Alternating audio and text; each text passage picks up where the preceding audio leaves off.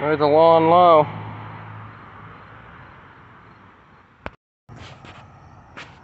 Time to overseed.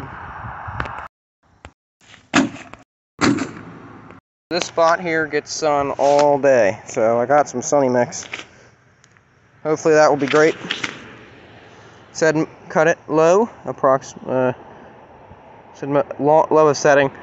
I could go a little lower, but I like it where it is. It's 2 inches, so it should be good. Yeah, we should be ready to go.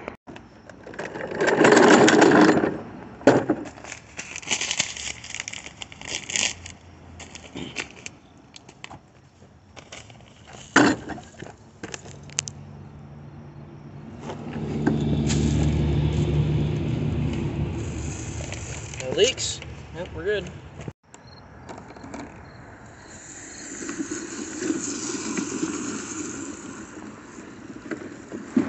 Exactly 1 week since overseed. Looks a little better. You can see some of the new grass starting to pop up.